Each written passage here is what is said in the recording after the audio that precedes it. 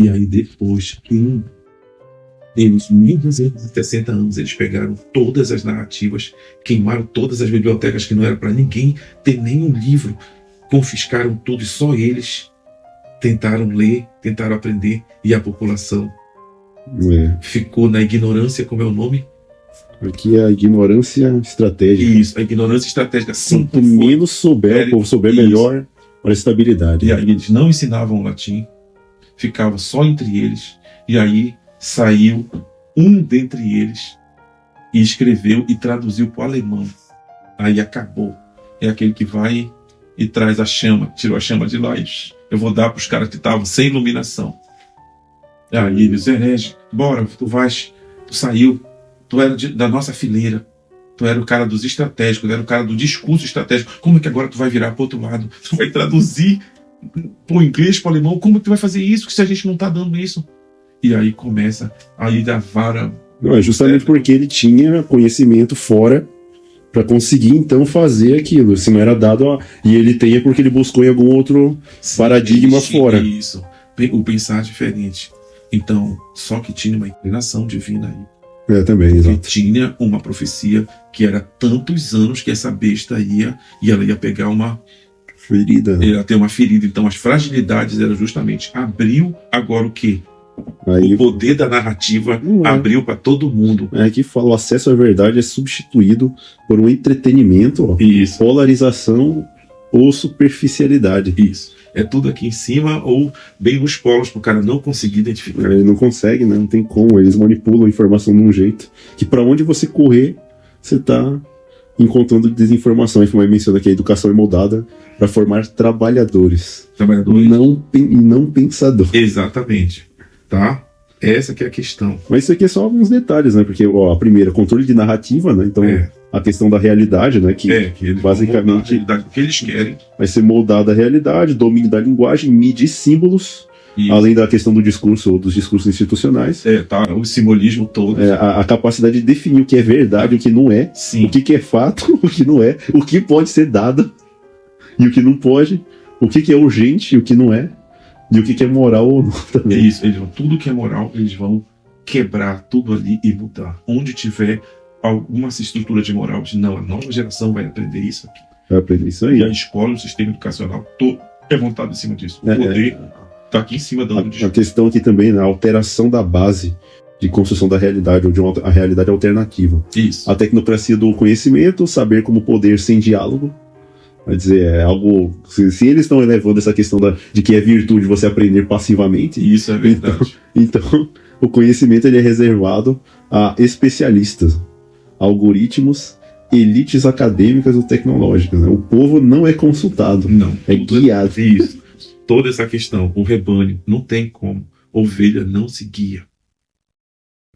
Então, tudo isso é uma construção de linguagem. Lá em cima, quando Lúcifer se rebelou, foi quem construiu aquele construto lá, foi o adjetivo, foi a linguagem. Quando ele fez aquilo, ele criou um outro tipo de verbo subversivo. Eles montaram a guerra. É você ir contra uma coisa que está... essa metodologia foi a que ele usou. Ele está, a verdade, exposta que não, ele vai criar uma outra narrativa. Todos nós aqui não somos perfeitos? Somos. Se nós somos perfeitos, tudo que a gente fizer é perfeito. É lógico.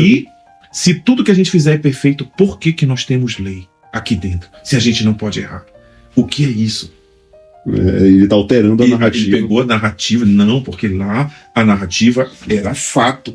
O trono de Deus, fato. Ele criou todo mundo, fato. Agora, quando a criatura chega e faz um discurso de se igualar, essa narrativa é ilusória. O adjetivo, ele leva a pessoa a se diminuir, a se igualar e a ser superior, sabe? É o âmbito da mentira, ele é 3 em 1. O adjetivo, não se engane. E aí, quando o cara faz aquilo, ele entra no verbo. Mas não é o verbo do permanecer, é o verbo do aviltar. Sabe? E aí começa todo o sistema. Aí ele pega o adjetivo, ele pega o verbo, ele deu um nome para isso. O nome que foi dado. Apareceu rebelião, apareceu guerra, apareceu queda. O verbo cair. Aí vai aparecendo esses demônios de uma forma inversa dos verbos de permanência. Tá? Então, essa configuração, essas estrelas, na verdade, são estrelas, os caras brilham mesmo, mas infelizmente eles caíram todos na ideia do adjetivo de dizer que eles iam ser maiores. Então, quando sobe para nossa cabeça a autoimagem e a gente percebe que a gente é competitivo, que a gente é explosivo, que a gente é dominador, a gente está dentro desse discurso. E tem alguns até que usam mal aqueles textos bíblicos, né, de que Deus deu domínio para Adão, como se fosse nesse sentido expansivo, né, de domínio, mas não tem muita coisa a ver, né, nesse sentido de realmente porque o dono da terra é Deus. Sim. Então não tem como você ser um dominador à parte daquele que é dono de todas as coisas. Sim. Então, O que foi que Deus deu para o homem? Adivinha? Deus deu uma narrativa para ele, sabe? Uma narrativa de dizer, olha, isso aqui é assim, tu és livre. Tu vais nomear isso aqui, tu és livre, tu só não pode. Aí aqui vem a situação. A narrativa, ela também tem um limite. Sabe? Você não pode... Porque senão, o que passar daquilo já não é procedência da verdade. Da verdade. Tem um limite ali. A própria verdade, ela exige um limite. Né? Sim, para você não ir além do que está revelado. Que aí se transforma numa mentira. Sim, aí Deus fala, aí o diabo vem, pega e vou levar eles para abstração. Deus não falou que no dia que vocês comerem disso, vocês vão morrer? Aí, o ruim é porque... Assim, como só de pegar, ele já tinha visto que ele errou lá no céu e ele não morreu instantaneamente. Então ele já sabia que ia ser instaurado um julgamento, uma acariação, e ele já sabia, ele disse, então, mas eles não sabem como é o nome disso, poder, esse poder da retórica, esse poder da narrativa. Controle de narrativa, valor. Porque aqui é o primeiro, o valor supremo. Então a primeira mentira é a narrativa. Quando você narra, você tira toda a realidade e escolhe algumas palavras para descrever aquela realidade, mas ela é muito pequena. Quando eu observo, quando eu vivo no fato... Então, na verdade, não é assim que Deus deu uma narrativa, ele deu fatos, né? Sim, era tudo literal, real. Eles viviam no presente, na verdade, eles viviam no presente. Adão e Eva não acumulavam nada. Ele acabava de dar um nome para o cara aqui e ele já estava livre a mente dele para ele pensar em outra coisa. Nós, com a narrativa, a gente acumula narrativa e vai acabando com o nosso potencial, a nossa energia ativa. Tá aqui o celular, encheu de narrativa dentro, o programa pesa, a bateria não funciona mais. Aí o cara tem que destravar, tirar tudo para ele poder absorver. Sabe? Então a nossa mente não pode ficar com essas coisas velhas, porque adivinha o que Deus dá? O novo. Todos os dias são coisas novas, são bênçãos novas. A gente só consegue fazer isso com a descarga. Comeu, quando é de noite, vai lá, puxa a descarga e vai embora. Come de novo, enche, seca. É isso que é a vida. Vitalidade significa renovação, novo todo dia. E adivinha o que Deus não leva em conta?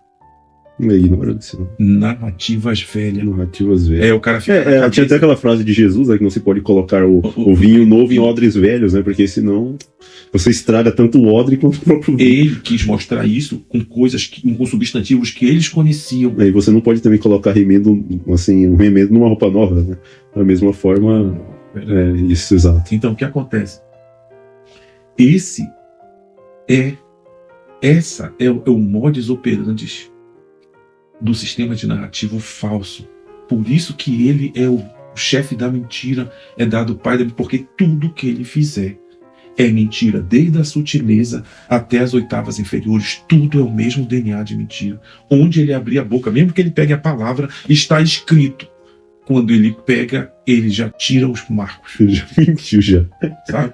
Quando ele pega, está escrito. Até os anjos ele pega e faz uma citação, mas com o objetivo que ele quer atingir.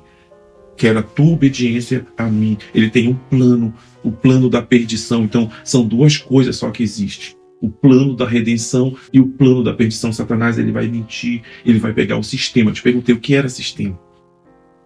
O sistema, ele é a maneira, o modus operandi de constituir e manter aquele iludido naquele programa através dos poderes que essa narrativa engendra. Então os caras estão aqui no poder. Quem era que estava no poder? Os demônios. Então eles vão sentar nos tronos, eles vão fazer as coisas e eles querem adorar. Adoração, Não, né? porque Satanás disse para Jesus: se tu prostrado me adorares, eu vou te dar.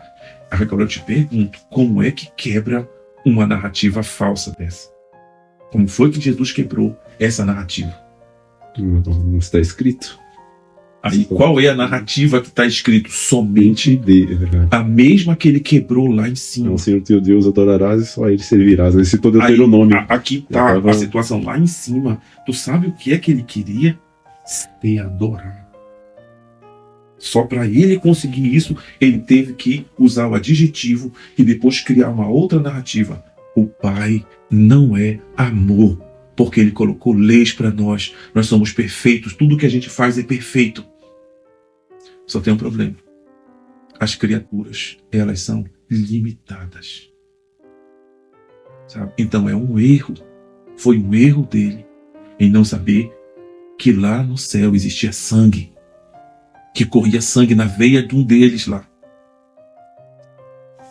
Que um deles lá era mortal. Ele foi mexer com coisa, querer mexer numa estrutura que era uma estrutura factual. E quando ele mexeu, ele criou essa estrutura ilusória da descrição. Essa narrativa fraudulenta de sair do fato, o fato que o Pai era tudo aquilo que eles conheciam e ele agora veio com uma outra narrativa dizendo ele não é isso. Ele não é isso que a gente está pensando. Nós podemos melhorar isso aqui. Eles tentam acrescentar coisa à verdade, né? E aí, adivinha o que aconteceu? Adeptos, a terça parte. Como ele conseguiu isso aqui? Aí ele disse, então onde eu passar 30%, jogar aqui. Eu já peguei trono, dominação, potestade, arcanjos, anjos, querubins, reinos. Já estão tudo aqui comigo. Em qualquer planeta que eu chegar, é o mesmo modus operandi. Eu vou pegar a narrativa factual de Deus e vou meter os meus adendos. Vou meter a minha nova narrativa. Então, não é a questão, não se trata a questão daqui. Eles fizeram isso com Jesus, com a mente de Jesus. Satanás fez isso com Jesus, jogou a narrativa para ele, querendo adoração. Narração dele fazer um milagre para ele ver, dizendo que era Jesus que estava necessitado. Quem era que estava necessitado do milagre? Era Jesus ou era Satanás? Quem era que estava querendo que ele fizesse milagre? Jesus aprendeu toda a questão da narrativa, todas as proposições que eram colocadas para ele. Ele disse, o Pai não fala assim. Aí tu vai, o cara coloca proposição e fala, olha, o Pai não faz assim, o Filho não faz assim. E a galera vem com narrativa, pode escrever o que for, tu diz, isso aqui não serve, papai. Isso aqui não serve, porque a narrativa não é original. Tá aqui, tá, isso aqui é história. E isso aqui é o quê? Narrativa, né? Hein? Tá entendendo? O negócio é história, o fato, né? Essa aqui era uma situação original e a essa outra aqui vai substituir, atualizada. É uma situação que já estão querendo melhorar isso aqui, só que é outra narrativa, o poder da narrativa. E quem é que sofre? É o que está bem aqui para receber isso aqui. Como é que é o nome que ele falou aí? Que é o que vai receber o conhecimento alobicado. Cadê? Saber o poder, linguagem, a integridade do sistema, obediência programada. Exatamente, aí começa. O cultivo das crenças que favorece a submissão. Isso. E a desmobilização. Informações fragmentadas, distorcidas. O acesso da verdade é substituído por entretenimento. Isso. Polarização e superficialidades. A questão da desumanização sutil, a alienação coletiva e desconexão entre poder e povo. Isso. As decisões não refletem um sentir coletivo, mas um ideal abstrato. Isso. E muitas vezes ilusório. Como eu estou dizendo, todas são ilusórias. Todas as descrições, todas as narrativas, elas não são reais. E Jesus pegava pesado nisso. Ele disse, isso aqui não tem passarinho nenhuma nessa história. Não tem vinho nenhum aqui, não tem odre nenhum. Isso aqui são palavras. Mas a gente vai pegar isso aqui para a gente poder entender. Então esse é o simbolismo, está tudo mostrado. O simbolismo está, a pirâmide, Tá uma cruz invertida. invertida. Então tá todo o simbolismo. O que é isso aqui? Eles mostram e assinam na nossa frente. Só que a gente olha e não consegue ver. Alguns não conseguem ver, né? Por Só que que a a gente maioria não consegue ver? Por causa que a narrativa que vem de lá, de cima, cega a gente. A gente vai pelo que estão a falando. narrativa Se Andrew está falando isso, quem somos nós? Se o teólogo tal tá falando, é alguém estudado, então. Tá, se tu vê eles lá, que aí o cara, rabino, criado no pé, não sei de quem sabe, chega o João Batista e fala: olha, te arrepende, seu safado, e fala pro rei, seu fornicador, te arrepende. Quem é esse cara que fica falando assim contigo e tu não faz nada? Aí ele sabia da autoridade que estava falando ali, que ele estava errado e tal. Ah, não, você não vai ficar assim. E esse cara não vai falar com quem assim. Ninguém fala com ele assim. E o cara vem e fala o que ele quer. E tá, primeira festa que tiver, ele vai ver. Não é o nome disso? Narrativa oposta, sabe? Então ele vai criar uma situação, quando ele vier e fala: pede que até a metade do meu reino eu vou te dar, na frente de todo mundo. Aí ele abre a narrativa, a prerrogativa que era a cabeça de: tu não queres ouro, diamante? Não. Você falou que o que eu quisesse, eu podia pedir. Como é que ele ia adivinhar? Ele não volta atrás. Tá? Aí, para ele não ficar desmoralizado ali, na frente, ele foi e mandou tirar a cabeça. E o João já estava preso, parece. Não é? Já fizeram tudo que era para chegar naquela festa. E era um costume da menina dançar, fazer a coreografia. Então é assim, dentro desse festejo do ego é que vai ser decidido a vida dos cristãos. São em festas e em danças, sabe?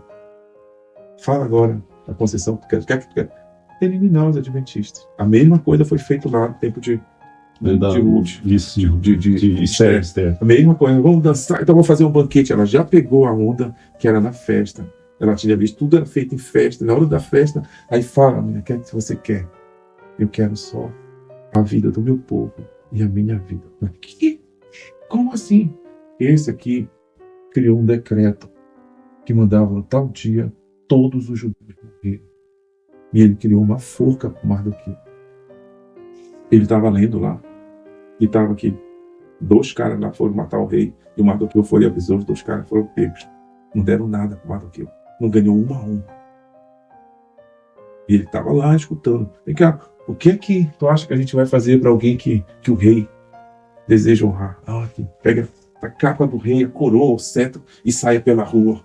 Para todo mundo ver que é esse o cara que o rei quer aqui. Então pega. Coloca a minha capa e a coroa no Mardoqueu. Sabe o que? Ninguém. Ele estava achando o ego dele, estava achando que era ele. Estava direto lá. Sabe? Como é o nome disso? Narração presunçosa. Então você acha que as coisas são para ti. A gente fica cego. Porque ele mexeu com o ego ali. Cego, ele não sabe do que estava acontecendo, que era que o rei estava lendo. Então, assim, a gente tem que ficar. Nós não podemos passar de instrumento. É igual o violão, é igual a guitarra. Ele pode até sair som, mas quem toca é o dono da guitarra.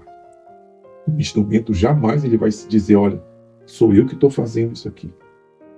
Não vai sair o nome do instrumento que está tocando lá na capa do disco, nem a foto do instrumento. Vai sair o cara. Que a gente vai chamar de criador, de autor, mas não vai sair o instrumento. O instrumento não é nada na situação. Ele só é o instrumento. Satanás disse negativo. Eu não vou ser instrumento. Eu vou ser o criador. Eu vou ser adorado. Então, a nossa questão é, no fundo, que a gente quer ser adorado. Como é que uma pessoa é adorada? Com as outras elogiando, bajulando. Sabe? A gente não sabe as intenções porque as narrações são ilusórias. Sabe? Não viu cidadão passando a mão lá no imperador e tal? Olha, dando aqui, olha, esse vinho é para ti. Eu colocava um monte de veneno e as narrativas. E aí falava: tá fácil demais isso.